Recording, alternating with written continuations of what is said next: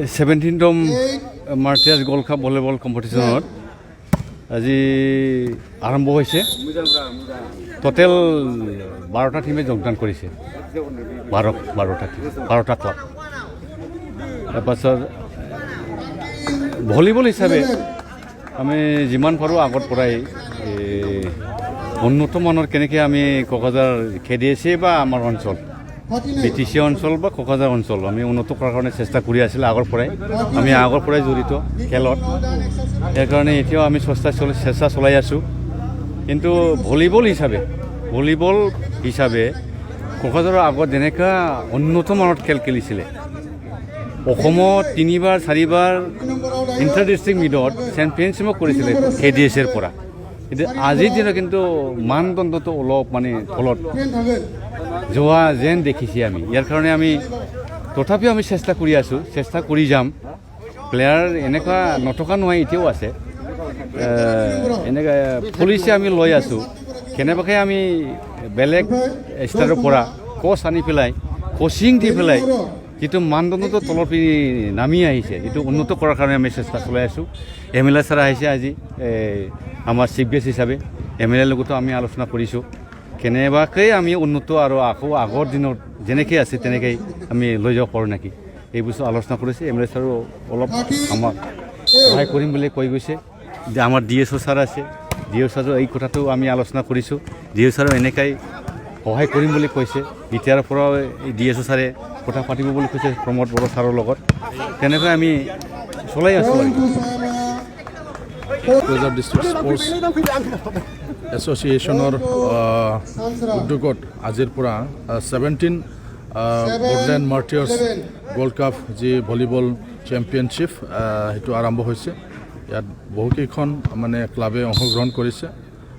আমাৰ কোকৰাঝাৰটো স্পৰ্টছৰ কাৰণে গুৰুত্বপূৰ্ণ এটা ঠাই আৰু ইয়াত বহুকেইজন প্ৰতিভাশালী প্লেয়াৰ্ছবিলাক ওলাই আছে।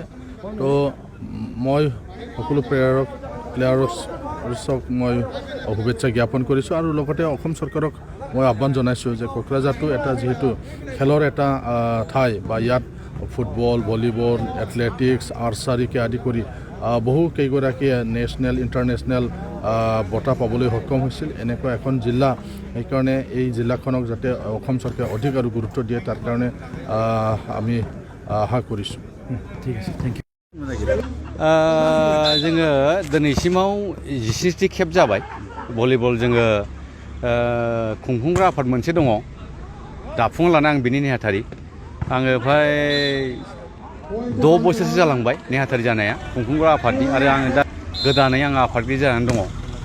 दा जों भलिबलखौ होनायनि खारना जाहैबाय जोंहा मार्टियार्स होननाय लोगो लोगो नोंथांमोना मिथिखायो बड'लेण्ड सोमावसारनायाव जोंहा गोबां जोंनि जोहोलावजोफ्रा गावनि जे मोननो थाङै बेसेन गोनां जे जिउ दंमोन बेखौ गारनानै बिथांमोना सोरगोआरि जालांबाय। जोङो बिथांमोनखौ माबोरैहाय सनमान होनो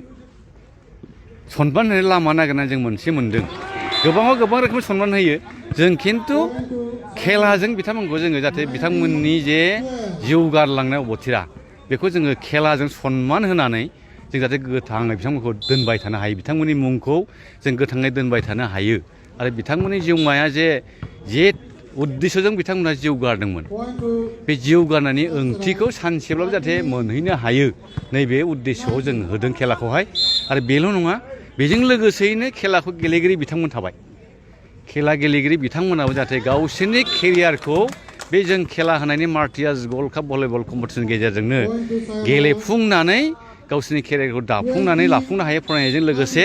आरो फैबाय थानाय जे जाहा उन्दै गथ'फोर दङ हिन्जावसा हौवासा, बिथांमोनाबो बे खेलाखौ नायनानै टेकनिकखौ नायनानै गावबा गाव सासे गोख्रों गेलेगिरि जानो हायो, नैबे उद्देश्यजों बे खेलाखौ होबाय थायो।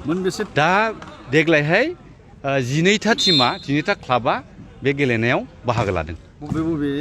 गुबुन गुबुन जिल्लानि नङा, एबाराव एकदम लकेलि एबाराव लादों। दहाय बुंखांबाय आङो असमियायावहाय। थारमाने जोङो आगोलावहाय बे एक्सुवेलि बे नेसनेल ट्रफि दे भलिबल कम्पिटिशना मार्टियार्सआ, फुटबलबो जागोन उनाव। दा बेवहाय जोङो मानो जोङो लकेलि होनांगौ जाखो, बेयो मोनसे दुखुनांथाव बाथ्रा बादिसो आरोखि। बाथ्राया जाहैबाय बान्थाखौ दा बुंसै।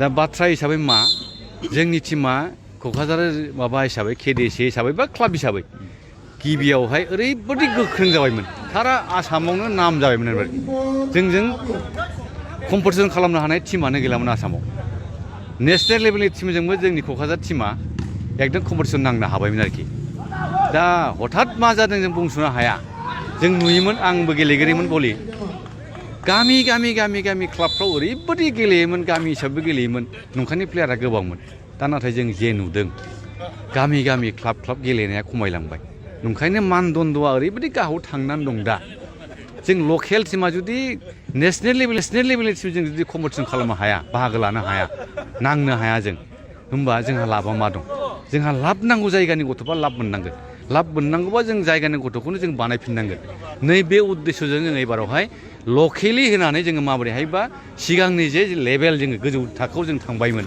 बे मानदन्द'खौ जों लाबोफिननो हायो नामा बे थांखिजों एबाराव जों लकेलिनो जों एबाराव खेलाखौ होदों आरोखि भबिष्यतआव जों खिन्थु जोंहा ट्रफियानो नेसनेल लेभेलखा जों नेसनेल लेभेलखौ जों लाबोफिनगोन टिमखौहाय बान्था हिसाबै जोङो एबारावहाय देरहानायनो जोङो 20,000 रां होगोन केस हिसाबै आरो जेननायनो जोङो 15,000 रां होनानै जोङो बान्थाखौ होगोन आरो जाय बेस्ट प्लेयार मोनगोन बियो 1,000 रां मोनगोन आरोखि बेनो आरोखि एबारनिया धन्यबाद